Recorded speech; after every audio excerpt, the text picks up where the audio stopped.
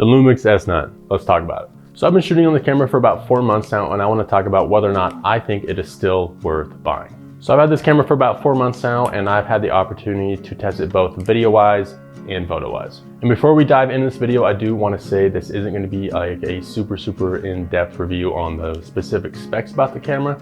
It's going to be more so about my own personal experience and things I like about it and things I don't like about it. All right. Let's dive into things that I like about the LUMIX S9. All right, so right off the bat, one of my favorite things that I still love about this camera is going to be the sheer small size and the compactness of it.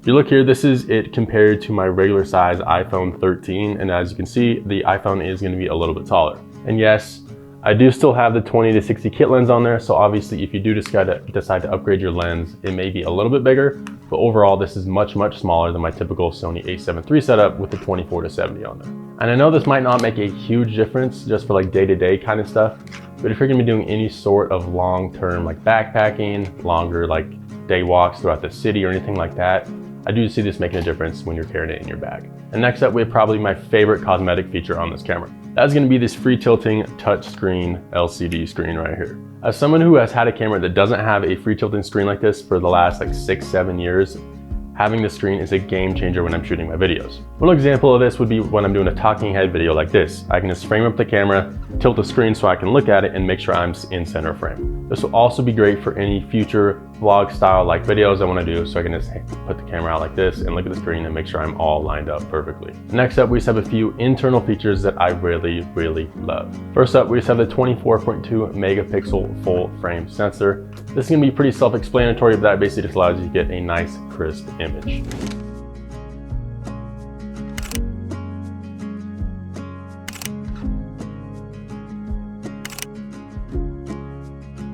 Next up, we're gonna have the in-body image stabilization. I personally find this to be an absolute game changer when I'm shooting handheld video. If you're someone like me who loves to hike and shoot when you're out in nature like that, you know you don't want to bring a gimbal when you're out there.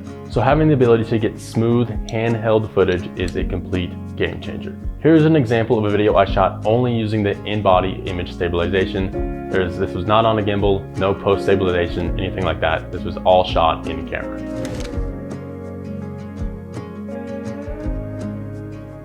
And last but not least, this has the ability to shoot 4K 10-bit full frame at 60 FPS. This is actually the first camera that I've owned that shoots in 10-bit, and this has been a game changer when I'm color grading my footage. I honestly just feel like it really allows me to really dial in the colors that I'm going for. All right, so now that we've gone over some things that I do like about this camera, it's time to talk about some things I don't like about this camera. All right, so first things first, let's talk about some things I don't like cosmetically about this camera. Honestly, one of my least favorite things is that there is not a grip on the front of the camera right here. There is one on the back right here, but it is super tiny. And honestly, it does feel like I'm gonna drop it sometimes. I know there is grips you can get the mount down here and kind of wrap up to the front, but not having a grip built into the camera is pretty annoying. All right, and next up, this right here is only going to be a cold shoe, not a hot shoe.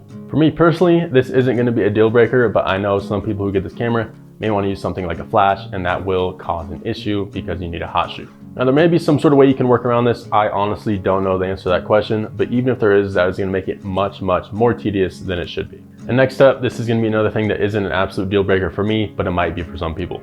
This camera does not have a viewfinder. When I'm shooting on my Sony, which I'm recording on, I would say I probably use my viewfinder and the LCD screen probably about 50-50. So this isn't going to be something that is a major issue for me, but I know some people that like to strictly use viewfinder, which may cause an issue if they did decide to get this camera. And one more thing that I don't really like about this camera is really has nothing to do with actual performance or specs or even the way this camera looks. Just the fact that when I move the camera like this, I think I can feel the battery moving inside. I know this is kind of like a small nitpicky thing, but in all the cameras I've used in the past, I haven't ever been able to feel the battery move inside. So I don't know if this will make a difference long-term on the camera's health, but yeah, I personally feel like it's kind of weird that the battery moves. So overall, do I feel like that this is still a good camera to buy, and would I still get it again if I had the opportunity?